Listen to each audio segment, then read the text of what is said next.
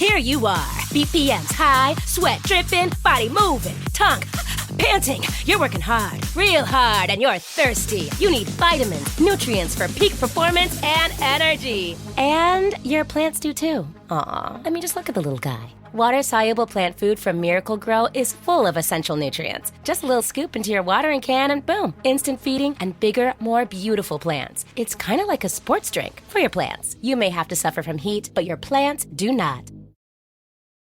This episode contains content related to substance abuse and may be a sensitive topic for some. Listener discretion is advised. On the last, complicit. I know very little about Gabby, and that in itself speaks volumes. Lauren hung out with Carl because she felt safe. Carl had a bunch of people doing drugs at his house. 2 girls died of the overdose. Then they hid the bodies. She was pregnant, and the child could either be Gabby's or Carl's. You can see on her arm where she blocked, there's a big mark on her arm over here. You can see where there's like handprints and strangle marks on her neck.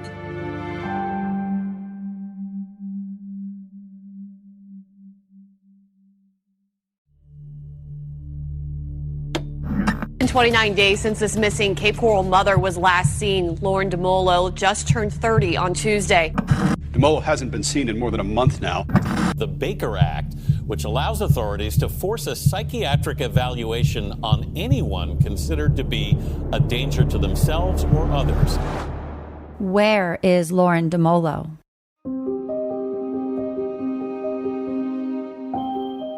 I'm Hillary Wadsworth. And I'm Caitlin Boddy. And you're listening to Complicit.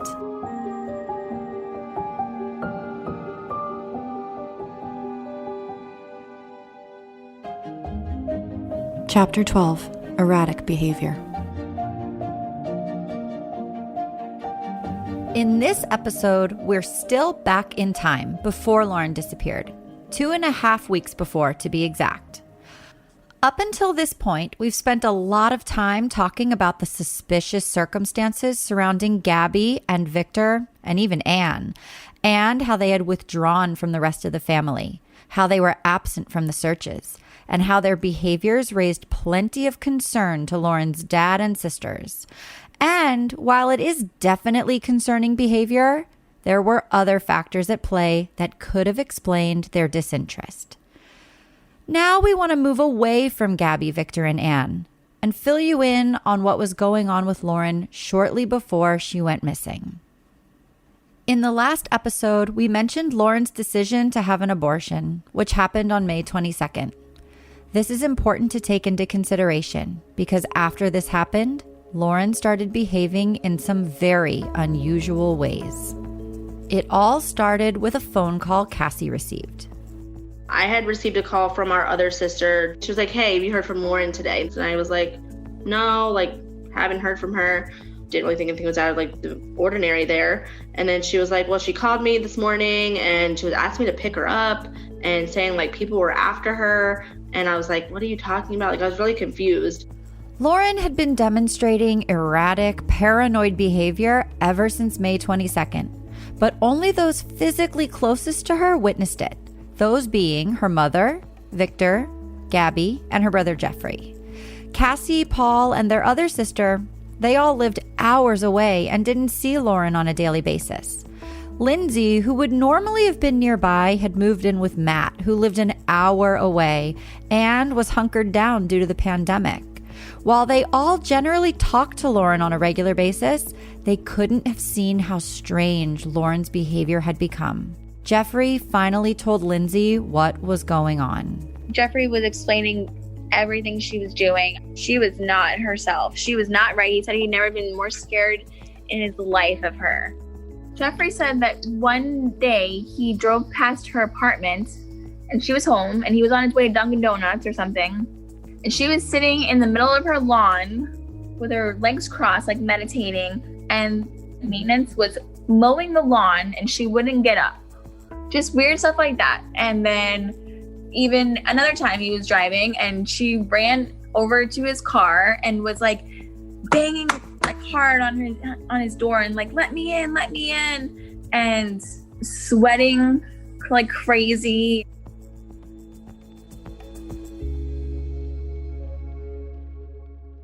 Cassie, who hadn't seen the erratic and paranoid version of Lauren, became concerned upon learning of her recent behavior.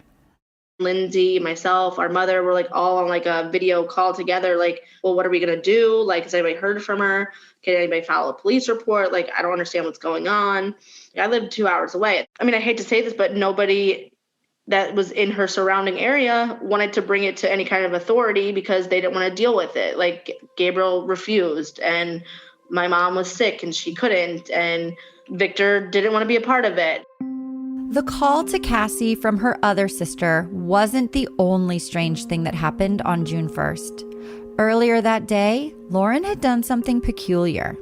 She walked down the street to her mother and Victor's apartment with a letter and a picture in hand. She left both of them on the kitchen table and walked out. The picture was of Lauren and her daughter Michaela. The note was not addressed to Anne or Victor, but to her daughter. Here's what Lauren wrote. Michaela, Mommy loves you so much. I'm sorry I wasn't the mom you deserved, but you mean the world to me. You're my only reason for life, and without you, I have no life. You're my heart and soul, and I'll always be with you, even when I'm not. You're my angel baby, and now I'll be your angel, always watching over you, and always in your heart. I love you. Mom. The O in Mom appears to be a namaste symbol, and she drew a heart after her signature. The letter could have been interpreted in different ways, but it did not sit right with Cassie. I found that very concerning, and that was like one of the reasons I had reached out to the police. I don't know where she is. You know, she left this note, and they were like, well, the note doesn't really say she's going to, just like kind of implies, but it doesn't directly say that she's going to harm herself. But like, I mean, that note could be taken as she is going to harm herself, or that she thinks something bad is going to happen to her. Cassie was concerned either way.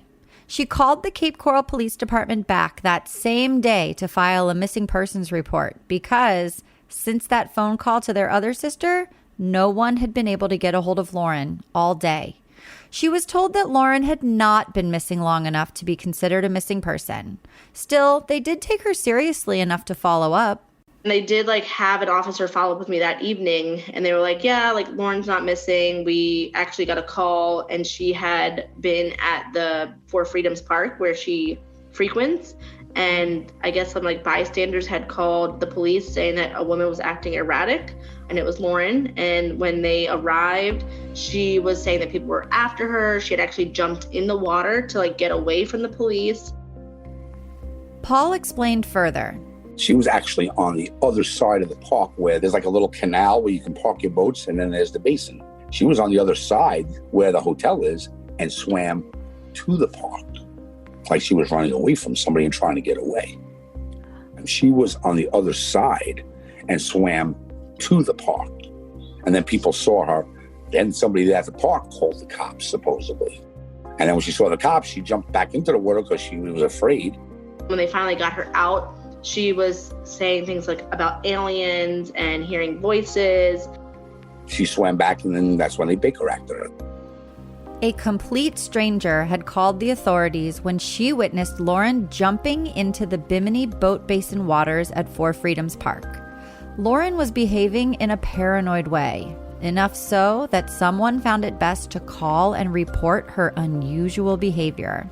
She resisted and evaded the EMT officers who showed up to collect her by jumping in the water and swam from one end of the park to another. To give you a little more perspective into Lauren's strange behavior that day, there's currently an outstanding warrant for her arrest. The charge is assault. Just as a side note, remember when we said Lauren's phone that Gabby had in his possession only had 10 days worth of usage information on it? That's because when Lauren jumped in the water on June 1st, she had her cell phone with her, and it was never recovered from the water. So the phone that Gabby had was an old one she recycled after this situation occurred.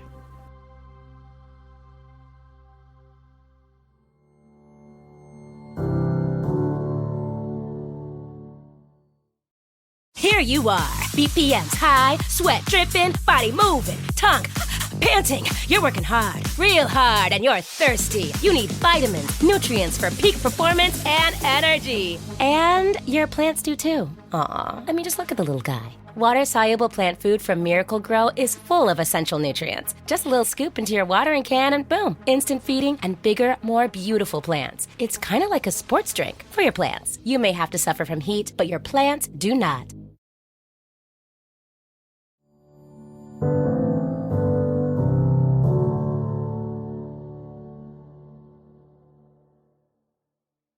So let's talk about the Baker Act in a bit more detail for the moment. The term Baker Act is the name commonly used in Florida to refer to the Florida Mental Health Act of 1971. The Baker Act is a Florida law, and it allows for temporary institutionalization of individuals who are deemed a threat to themselves or others, or and are incapable of caring for themselves in order to provide emergency mental health services. This is Dr. Joseph Bax, a board-certified interventional pain management physician for over 10 years. He's practiced in New York as well as Naples, Florida, which is very close to the Cape Coral and Fort Myers area. We'll hear more from Dr. Bax later as well, but he was able to provide a good explanation of what patients usually go through if this should occur. It's usually done against a patient's or a person's will because they don't think that they need treatment or they're resistant to treatment. So usually it's a loved one or a family member calling on their loved one or family member's behalf, and then they get the authorities involved or doctors or other law enforcement professionals to help provide some mental health evaluation and treatment for people who need it desperately. Other states call it a 5150 hold, so you might be familiar with that term if you're outside of Florida. It requires a police officer and EMT to escort the person to a psychiatric hospital and mandate them to a 72-hour observation. There, a person is tested for drugs, given a physical and mental examination, and then a determination of next steps is made. In Lauren's case, she actually stayed beyond that 72-hour hold. So they did Baker Act her from June 1st until June 8th, which is actually longer than like a normal 72-hour hold. But that's because Lauren was also harming herself while she was in there. She was not like cutting herself or anything, but she had hit her head off of the floor. So they actually had to take her to the hospital. And then when she was released from the hospital, they took her back to the mental facility. And then she had stood up on like a table or a chair and fell and hit her head again. So they had to take her to another hospital. And then she came back, and then they gave her like anti-psychotic drugs. I'm not really sure what they're called. And at that point, she had like started to get out of this psychosis. And at that point, they said that she was diagnosed with brief psychotic disorder. When she was Baker acted, I was her proxy. And I spoke to the psychiatrists over at Park Royal. I spoke to them. And my first thought was like, is she schizophrenic? No, they said she's too old for that. That would have showed up in her teens and early 20s. Too old, that's definitely not. Drugs, no, we did a drug screen on her. There was really no drugs in her system, but that was 3 days later, so something could have been out of her system by then. What was it? Well, she had just had an abortion, so it could be like a postpartum type thing, some type of a postpartum chemical imbalance. The medical staff at the Park Royal Hospital in nearby Fort Myers determined that the chemical imbalance that caused her temporary psychosis was as a result of the abortion procedure she had had on May 22nd. She came out of the psychosis. They weaned her off of like the antipsychotic medicine when she was in there. And then she was released on June 8th. Paul spoke to Lauren after she was released, and she sounded completely normal to him. Aunt Sue also spoke with Lauren after she was released. She just had told me that she felt good when she came out. She didn't want to take her own life. She was very positive during that phone call. Lauren did explain to Aunt Sue why she was behaving so strangely, why she jumped in the water on June 1st, and why she continued to harm herself while in the mental facility. She said that she was hearing voices. She said that the voices were telling her that the world was going to implode unless she did kill herself. But she said, I don't want to do that. But in order to save the world, that's what I had to do. And she said, I know it doesn't make sense. Clearly, it doesn't make sense. But at the time, it did. Jeffrey had been telling the family about Lauren's auditory hallucinations, about her paranoia, and it seemed like his assessment had been accurate. For the record, this was the first time Lauren had ever been Baker acted, and the first time her erratic behavior of late had gone this far. The psychiatric facility had declared Lauren mentally stable enough to return home. And even though she had snapped out of it, Lauren was still released with a prescription in hand for an antipsychotic medication. I said to Lauren, please make sure that you drop off your medication to be filled, because I knew what medication it was. I said, it works very well and it works quickly. I said, and people have very good results with it, because I managed a pharmacy up in New York for the better part of 20 years of my life. She said, no, I'm going to, because I don't want to go through that again. Lauren had dropped off that prescription at the pharmacy. The issue was, well, still is, it was never picked up. According to Aunt Sue, Gabby was supposed to pick up Lauren's prescription for her, and it seems like he intended to. Gabby went to Victor and asked him for the money for Lauren's prescription, and Victor gave Gabby the money for the prescription, but Gabby never went and got her medication. I believe there's an antipsychotic in a pharmacy waiting to be filled for Lauren. They have it on hold. So she dropped it off like I told her to. After Lauren was released from the hospital, Cassie thought it would be a good idea to check in with her sister in person. And I went and saw her on June 13th. So, a few days later, I didn't really know what I was driving into. I didn't know if I was going to see erratic Lauren that I've never seen before or experienced before, because this is not in her character to act this way. And then when I arrived that day, she was Lauren. She was just like, hey, how are you? Things were very normal. Cassie enjoyed the day with Lauren and Gabby, and things seemed especially happy between Lauren and Gabby, as Cassie described in the last episode. But the next day, June 14th, the strange behavior began again. 4 days before she went missing. She called me at 6 a.m. in the morning, and she never calls me that early. And I answered it, and I was like, Lauren's calling me. This is odd. Turned over, answered it, and I said, Lauren, are you doing okay? What's going on? What's up? It's early. Are you all right? And she's like, yeah, Lindsay, but are you all right? And I'm like, yeah, I'm good. What's going on? Oh, nothing. I just wanted to see how you were doing. I said, I'm good. And then I threw it back and forth. It was a little bit of, are you good? Yeah, I'm good. I never understood why she called me at 6 o'clock in the morning. And literally that was the last time I talked to her. So I really wish I would have asked her better questions. That unusually early 6 a.m. phone call Lindsay received on June 14th seemed to indicate that Lauren was regressing. But what happened the next day would confirm it. On June 15th, which is a Monday, Gabby had called our father to say he got home from work and Lauren was talking about aliens and the devil and people listening to her and people being after her.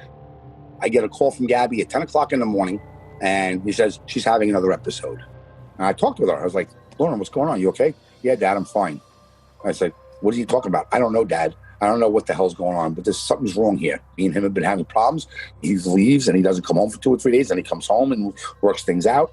He goes, I really don't know what's going on, Dad. I said, Lauren, are you okay? Yeah, I'm okay, Dad. And she was crying. I don't know what's going on. Something's not right. I said, what are you talking about? What's going on? What do you think's going on? Dad, I don't know, but something's not right. It's like somebody gave me something. All of a sudden, boom, he grabbed the phone out. Right?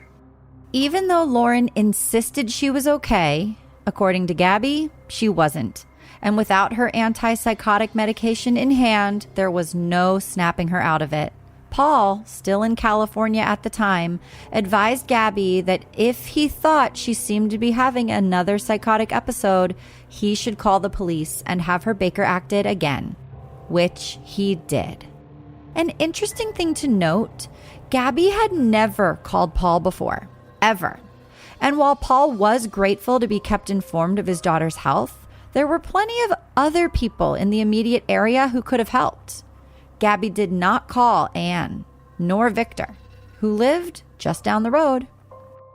I don't think they called them because it's my understanding like they were kind of fed up with having to deal with Lauren and like didn't really want to be involved in any more of like the drama. They would say like, oh, Lauren's on drugs, or like this is just how she gets. But why would they have assumed drug use? Well, there is something we haven't told you yet. In addition to her recent paranoia and erratic behavior, Lauren did, in fact, have a history of drug abuse. And she had also lost a considerable amount of weight recently. Cassie had seen it for herself when she went to visit Lauren on June 13th. Hers was like a real addiction. She was a heroin addict. Hers was an everyday, multiple time a day addiction. And Lauren had been clean and sober for 2 years. According to Paul, her drug problem began as a textbook opioid crisis from when she was injured in a car accident as a teenager. The reason Lauren got involved with drugs to begin with was when she was a teenager, she got into a car accident and hurt her back real bad. And they put her on pain management, which was Percocet, and then it led all the way up to the heroin. Dr. Bax provides some professional insight into how this can all too easily occur for people in Lauren's situation. There's a lot of known risk factors for opioid misuse, abuse, addiction. Being introduced to it at a younger age, the longer you're on it, family history of substance abuse, personal history of substance abuse. Sometimes it happens more often in females, stressful situations. So if she was introduced to some of these medications at a younger age and for a longer period of time, that will give her a much higher propensity to addictive behaviors, psychotic behaviors. And it's not that difficult to get addicted to these medications or to heroin for that matter. These are very high risk medications and substances. You develop a physiological response to it and you develop a tolerance to them extremely quickly. Unfortunately, these are very strong addictive medications and substances. So the cravings and the withdrawals are severe to the point where it becomes very difficult to stop them and very easy to relapse. Lauren seemed to check many of the boxes. She was introduced at a younger age and did have a family history of substance abuse. Remember, her mother had struggled with alcoholism. Lauren's road to recovery was not perfect, but she made some friends along the way. And as Cassie said, at the time of her disappearance, she had been sober for 2 years. Lauren's friend Christian is in recovery herself and has been by Lauren's side, both battling addiction and recovering from it. When I met Lauren, we were both going into recovery. We met in a detox, and neither one of us stayed clean at that time. We did use together for a period of time. She started seeing Michaela's father and got pregnant. Lauren has a daughter who is 6 years old, who she did lose custody of when she was first born. And then Lauren went into a rehab facility and had worked the program and then was actually able to get custody of her daughter while staying in like a family program that's for mothers and daughters. So she was working all of the steps and going to AA and meetings while able to raise her daughter. She had Michaela, she got clean, and during that time, I didn't see her as much because she was like in recovery and with other women in recovery who had small children. That rehab facility is where she met Erica, who you've also heard from in previous episodes. We were in this treatment center called Gratitude House together. So both Lauren and I had our little ones. At the time, they were babies. And we actually shared a room with 2 other girls that had babies. So we had 4 infants in one room together. It was madness and it was beautiful. And, we grew together and we overcame so much. Lauren had successfully gotten clean for her daughter, but it was a short-lived victory. Shortly after she finished that program, got custody of her daughter, she did move back to Cape Coral. That was from West Palm Beach to Cape Coral, and started dating Gabby again. And she did lose custody of her daughter again because of drug use. Somebody had called like Child Protective Services because Michaela was kind of roaming around and Lauren was found in her apartment passed out. Not from like an overdose or anything, but just like drug use. So she did lose custody of her to the paternal grandmother, so her ex-boyfriend's mother, who does still have custody of her. Unfortunately, Lauren had relapsed. As a result, she lost custody of her daughter again in 2018. But what a wake-up call that was. Lauren cleaned herself up again and was determined to remain drug-free, to be a mother who would, at some point, seemingly in the near future, get her child back for good. But for the last 2 years, Lauren has been working the program again through the state, doing all of the random drug tests, doing all the weekly drug tests, working on fixing up her apartment so she could get custody of her daughter. Lindsay recalls Lauren's determination. Lauren's mission the whole time that she was with Gabby was to get Michaela back. She wanted her daughter more than anything. Gabby was very willing to bring her to the other coast, West Palm Beach area, to visit Michaela like every other weekend. But Michaela's grandmother had other ideas. 3 months before she was supposed to get her daughter back, and she was random piss test every week. Department of Film Services would just show up whatever day, whatever, and, give her a drug screen. Through all the hoops, did everything they asked, and she was going to get her daughter back from the grandmother. And 3 months prior to the trial, the grandmother called her up and said, I don't care, we'll go to trial or not, we go to court or not, I'm fighting you for custody, you're never going to get your daughter back. Lauren was just 3 months away from getting her daughter back, and on track to do so, despite the threat. But in this context, you can see how the note Lauren left on June 1st at her mother's house could have been interpreted not as a suicide note, but as a caring letter from a desperate mother to a loved daughter, one who she was told she would not regain custody of ever again. I read the note. I have the note. I have pictures of it. She didn't say that. It wasn't really a suicide note. She just said, I'm your angel. She missed her daughter, really bad. She missed her daughter really bad, but she wouldn't have killed herself.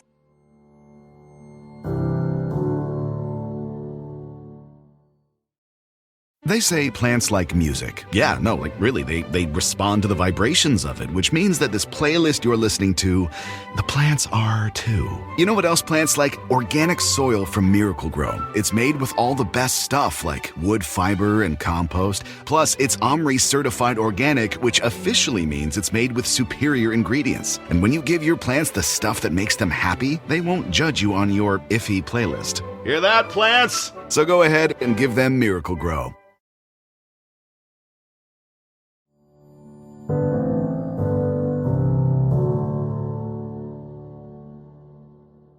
Cassie and Paul had cleaned out Lauren's apartment, and in doing so, they got a peek into Lauren's sobriety efforts.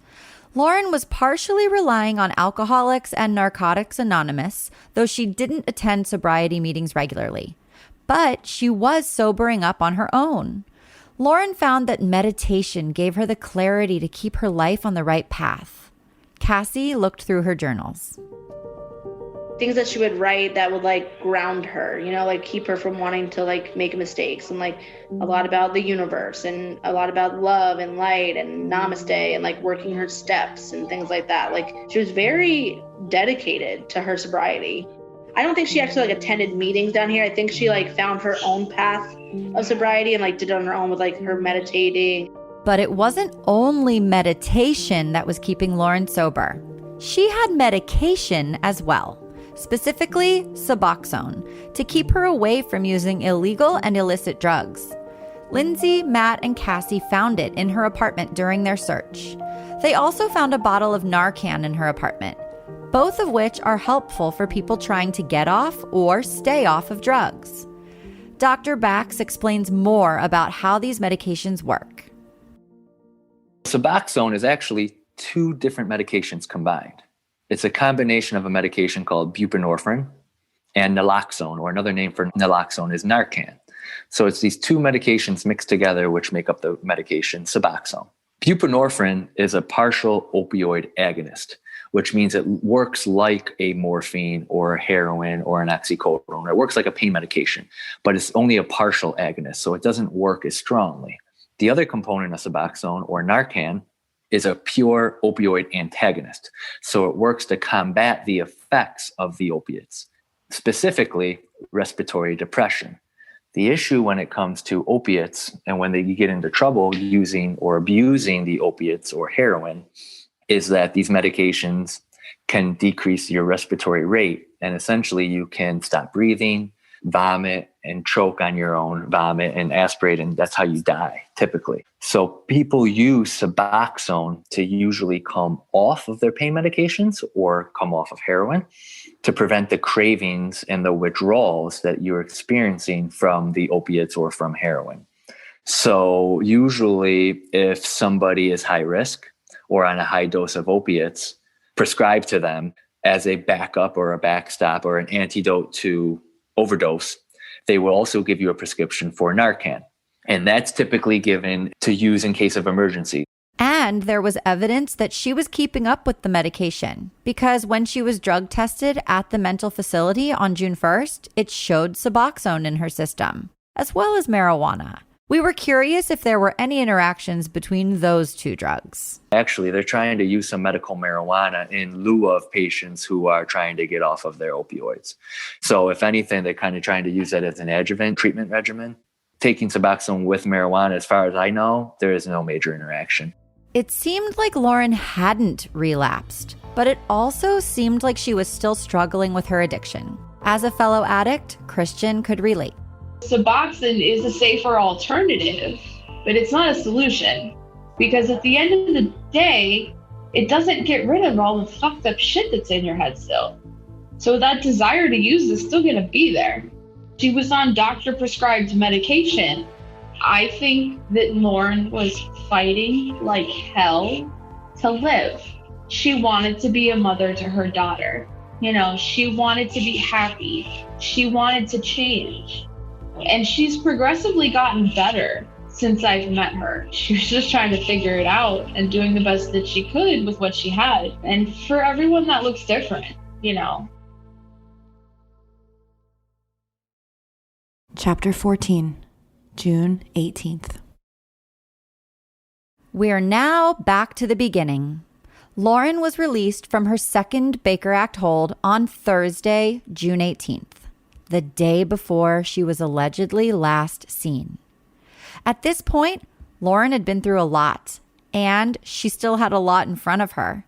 She had now lost both jobs, one due to the pandemic and one due to having to take time away under psychiatric care. The COVID relief check would have benefited Lauren a lot at this time. But while it made it to her mailbox, it never made it to her bank account. Yeah, he stole her $1,200 stimulus check when it came in the mail. Despite this setback, Lauren wanted to get back to work, to get back to her normal life. So she did what she had done numerous times before. She turned right back around after returning home and took the bus around town to apply for jobs.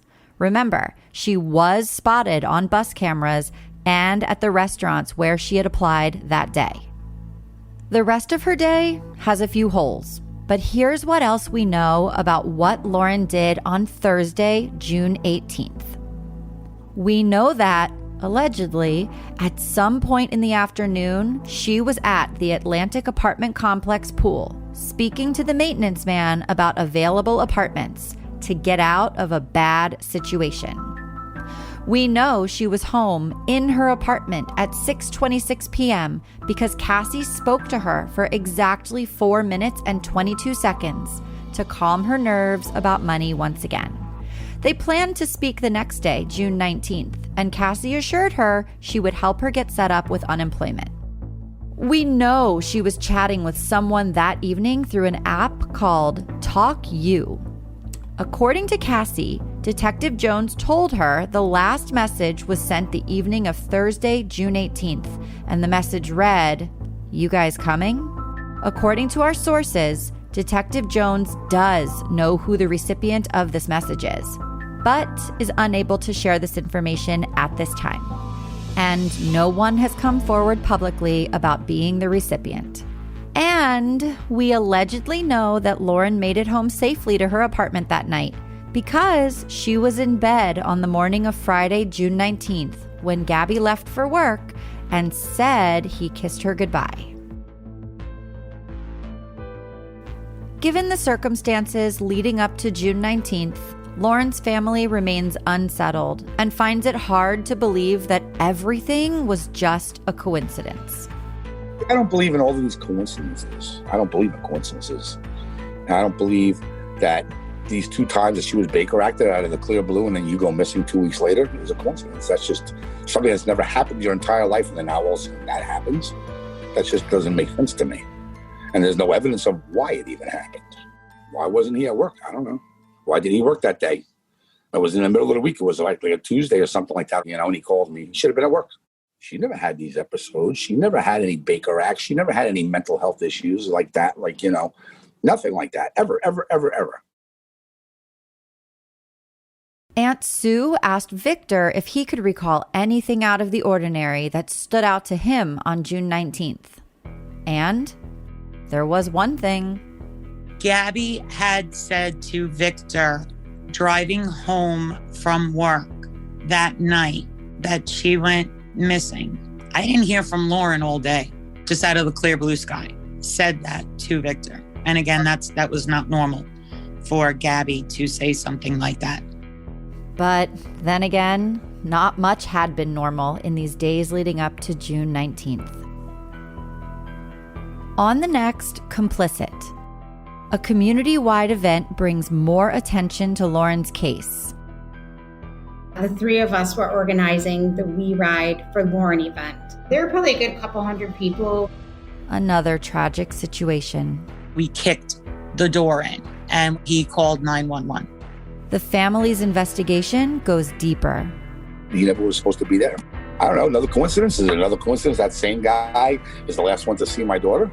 A deceptive imposter brings more pain to the family. Somehow, some way, somebody got in. A female got in, posed as Lindsay. But where is Lauren Dumolo?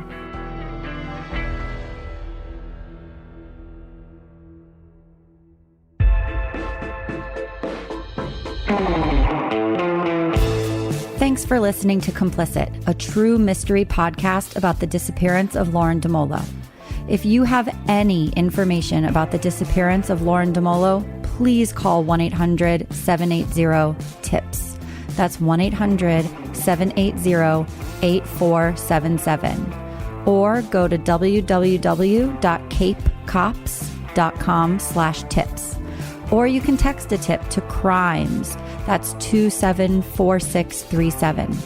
Tips can be left anonymously, and there is a reward currently being offered for information leading to an arrest. Be sure to subscribe for future episodes and continued developments in Lauren's case. For additional information you won't hear and can't see on the podcast, visit our website at complicit-podcast.com. Also, be sure to follow us on social media, on Facebook at Complicit Podcast, on Twitter at complicit_pod, and on Instagram at complicit_podcast. Complicit is a production of Seventh Guest Productions and produced by Resonate Recordings.